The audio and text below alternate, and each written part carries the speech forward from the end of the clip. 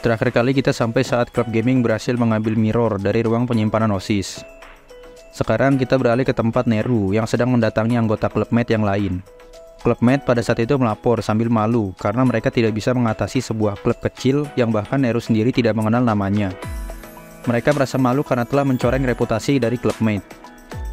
Neru di sini nggak peduli soal itu karena saat dia sampai di Millennium, ketua OSIS Millennium langsung memanggilnya dan ngasih tahu kalau permintaan OSIS ke klubmate itu telah dibatalkan. Neru berpikir kalau ketua OSIS dan Himari hanya ingin mengetes kemampuan Arisu. Ya, jadi rada percuma bikin identitas palsu karena udah ketahuan. Neru kemudian meminta Akane untuk mengawasi klub gaming dan berencana mendatangi mereka untuk sebuah urusan di luar permintaan OSIS. Di tempat klub gaming, mereka semua terdiam dan nampak sedih. Arisu pada saat itu bingung dan menanyakan anggota yang lain tapi tidak ada satupun yang mau berbicara. Arisu penasaran apakah G-Bible yang membuat mereka tidak mau bicara, tapi Arisu nggak merasa kalau G-Bible itu berbohong. Mendengar omongan Arisu, Momoi teriak karena nggak terima. Momoi lebih berharap kalau G-Bible itu bohong. Dia sangat sedih karena klub mereka akan benar-benar bubar.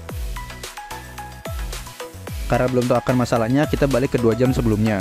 Saat itu Maki datang dan membawa G-Bible yang sudah berhasil dibuka.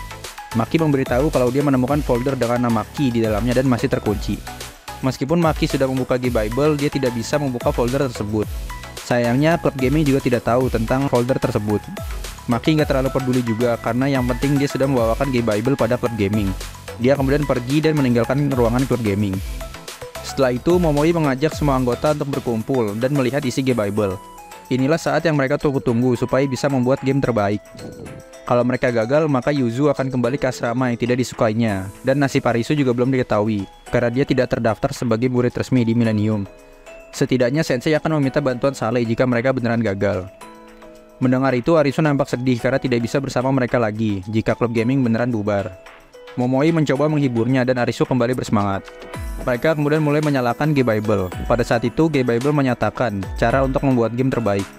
Caranya banyak, seperti memperhatikan kualitas game, popularitas, cerita yang bagus, dan sebagainya. Tapi itu semua adalah aspek yang dimiliki game terbaik. G-Bible lanjut jelasin kalau ada satu rahasia di balik semua game terbaik, dan G-Bible ada untuk menyimpan itu. G-Bible kemudian menyebutkan kalau rahasianya adalah suka dengan game. Mengetahui itu, mereka semua kaget, karena G-Bible juga tidak sedang error. Isi G-Bible itulah yang membawa klub gaming ke situasi seperti saat ini. Arisu mencoba mengingatkan mereka kalau daily quest maksudnya proses itu lebih penting daripada ending. Midori jelasin ke Arisu kalau inilah kenyataan dan ending yang sebenarnya. Arisu mencoba menghibur mereka semua, tapi anggota yang lain sekarang sudah tidak punya motivasi. Mereka tidak punya harapan tanpa bantuan G-Bible. Arisu membantah itu dan menjelaskan perasaan yang dirasakan selama ini. Arisu juga tahu sesuka apa klub gaming dengan game. Sampai-sampai Arisu tidak ingin bangun jika kegiatannya selama ini hanyalah mimpi. Mendengar perasaan Arisu, Yuzu angkat bicara dan ingin berjuang. Dia sangat ingin orang-orang menyukai game yang dia buat. Sayangnya, Tales Saga Alpha hanya mendapat komentar negatif selama ini. Makanya Yuzu mengunci diri di ruangan klub. Tetapi itu semua berubah ketika anggota yang lain datang. Sekitar 6 bulan yang lalu, Yuzu sedang membaca komentar-komentar jelek netizen tentang gamenya. Itu semua membuat Yuzu sakit hati dan terus meminta maaf. Saat itu ada orang yang datang ke ruangan klub dan mencari pembuat Tales Saga Alpha. Yuzu sempat berpikiran buruk kalau mereka ingin komplain secara langsung. Dia bahkan berjanji tidak akan membuat game lagi. Tapi ternyata orang-orang itu suka dengan Tales Saga buatannya. Orang itu ternyata adalah Momo dan Midori yang baru masuk sekolah. Saat itu Yuzu memiliki nama samaran sebagai Uz. Midori dan Momoi ternyata ngefans dengan UZ dan ingin membuat game yang menyenangkan seperti dirinya. Ya, dan begitulah kilas balik Momo dan Mido bergabung ke klub gaming. Setelah itu mereka bertiga bekerja sama untuk menyempurnakan Tales Saga Chronicle dan memenangkan nominasi sebagai game terburuk.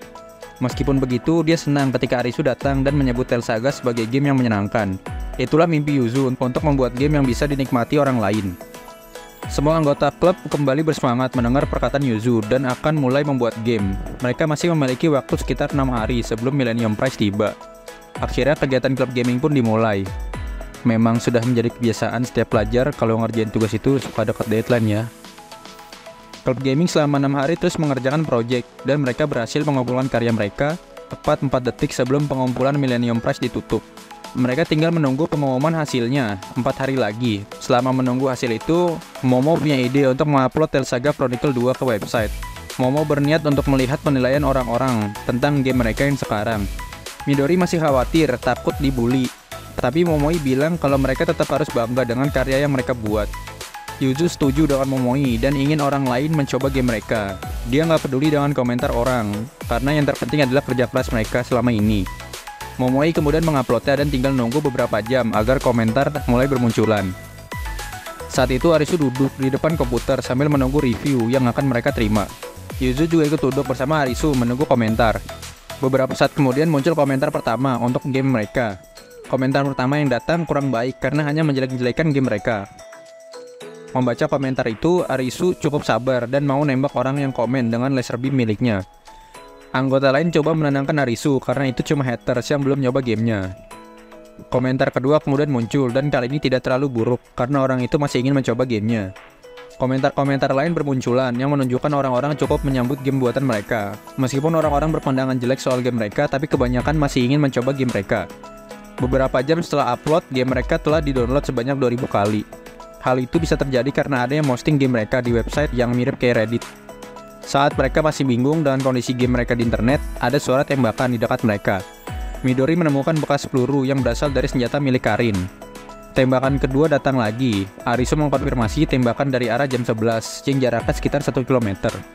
Arisu kemudian menyiapkan serangan balasan, tapi Momoi melarang karena ruangan klub mereka bisa hancur jika bertarung di sana. Yuzu juga melihat pasukan OSIS ada di luar klub mereka yang kemungkinan untuk balas dendam. Klub gaming kemudian memutuskan untuk keluar dari ruang klub.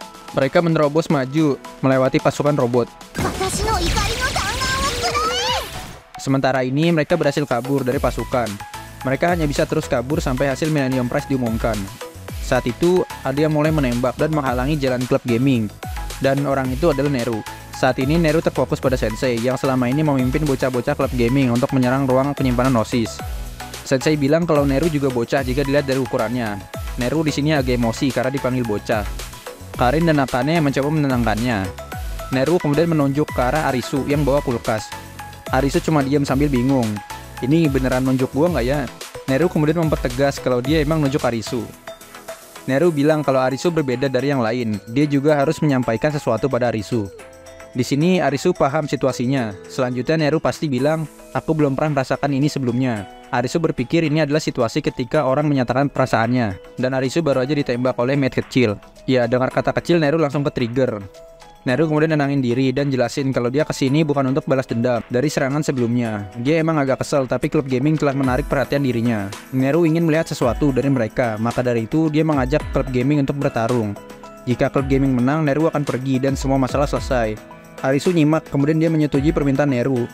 Neru suka dengan tatapan berani Arisu. Di sini Arisu nganggep ini semacam event arena. Ya wajar lah ya, isi otaknya game doang. Neru sendiri bingung Arisu ngomong apa. Tahu-tahu Arisu udah nyiapin senjata dan nembakin lasernya ke arah Neru. Seketika itu terjadi ledakan besar dan asap menghalangi pandangan mereka semua.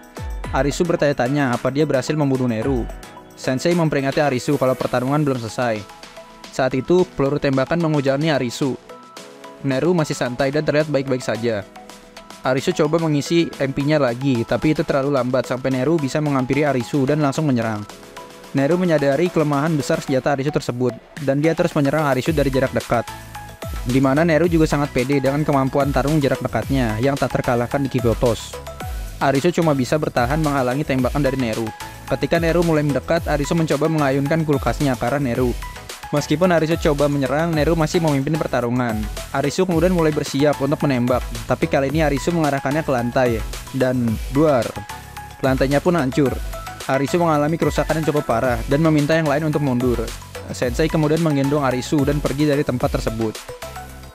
Anggota klub mate yang lain menghampiri sisa ledakan sebelumnya, dan mencari keberadaan Neru. Neru kemudian muncul dari gundukan bangunan yang menimpa dirinya. Karin melapor kalau Arisu dalam kondisi yang buruk dan sedang menuju ruang kesehatan. Akan sangat mudah jika klub mate mau mengejar mereka. Neru tidak ingin mengejar Arisu dan menyudahi urusannya. Dia juga sudah mendapat alasan kenapa Ryo si ketua OSIS cukup penasaran dengan klub gaming. Mereka kemudian pergi untuk makan ramen. Beberapa hari kemudian di ruang klub gaming, situasi kembali cukup normal. Sekarang Arisu agak trauma dan gak mau lihat sesuatu yang berhubungan dengan mate. Tapi anehnya dapat kostum mate. Yuzu ngasih tahu kalau mereka aman dari masalah ganti rugi bangunan yang hancur, yang kemungkinan itu semua berkat bantuan dari klub mate. Mereka kemudian menyaksikan Millennium Prize bersama-sama. Pembawa acara Millennium Prize kali ini adalah Kotori. Tahun ini semua klub wajib berpartisipasi dan hanya 7 dari ratusan klub yang akan mendapat penghargaan. Banyak juga klubnya ya. Kotori mulai mengumumkan pemenang dari posisi ke-7, yaitu pakaian dalam yang bisa berkamuflase buatan Utaha. Kotori terus menyebutkan pemenang sampai posisi ke-4, tapi nama klub gaming belum muncul. Hingga Kotori mulai menyebutkan juara ketiga dan kedua, nama klub gaming juga belum disebut. Sisa satu posisi lagi, mereka mulai panik.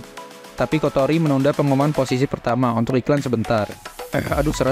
Setelah iklan Marjan, Kotori pun mulai mengumumkan kalau juara pertama adalah klub pengembang materi baru. Mendengar itu, Momoi langsung nembak TV sampai meledak, karena mereka juga akan segera kehilangan segalanya. Meskipun ini adalah akhir, paling tidak game mereka mendapat review yang tidak terlalu buruk. Saat klub gaming bubar, Yuzo harus kembali ke asrama, di mana dia sering diejek. Arisu juga sudah tidak punya tempat, karena dia murid ilegal, jadi tidak punya kamar asrama. Ya intinya mah mereka di sini sedih-sedihan. Pas lagi momen mewek itu, Yuka datang ke tempat mereka. Klub gaming meminta Yuka untuk menunggu sebentar. Yuka bingung karena dia hanya ingin mengucapkan selamat. Klub gaming juga bingung karena mereka tidak masuk 7 besar. Yuka kemudian memutar acara Millennium Prize lewat HP-nya. Karena TV-nya klub gaming udah rusak. Kali ini juri sedang mengumumkan penghargaan unik yang belum pernah mereka berikan. Ya mirip juara harapan lah kalau di sini. Dan penghargaan itu diberikan pada klub gaming. Juri di sini terkesan karena meskipun gamenya nggak terlalu bagus, tapi Tales Saga 2 mengingatkan mereka alasan untuk menyukai game. Karena itulah penghargaan ini diberikan pada klub gaming. Yuka sudah mencoba game itu. Dia cukup suka dengan game buatan mereka. Saat itu Maki juga datang dan mengucapkan selamat karena gamenya sangat menyenangkan sampai viral di internet. Arisu bilang kalau jumlah download Tales Saga meningkat 26 detik setelah pengumuman Millennium Prize. Dari 500 komentar ada 242 komen negatif, 192 orang cukup tertarik dan 66 komentar masih bingung. Meskipun banyak komen negatif, ada cukup banyak juga yang tidak menyesal setelah bermain game mereka. Dengan begini, klub gaming berhasil mempertahankan ruang klub mereka. Tetapi karena prestasi ini bukan juara ofisial, klub gaming mendapatkan jatah perpanjangan untuk 1 tahun dan akan dievaluasi kembali di tahun depan. Yuka sekali lagi mengucapkan selamat. Sebelum pergi, dia mengingatkan mereka untuk melakukan perpanjangan dan pendanaan di ruang OSIS. Klub gaming di sini sangat senang karena mereka tidak jadi bubar dan bisa tetap bersama-sama di ruang klub. Mereka sampai menangis bahagia karena perjuangan mereka kali ini berhasil.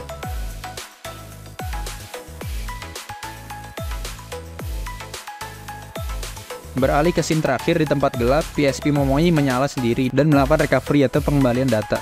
PSP itu menjalankan division system, seperti komputer yang ada di pabrik. PSP itu menunjukkan kata EAL1S atau sekarang disebut Aris, yang merupakan miliknya, yang sangat berharga.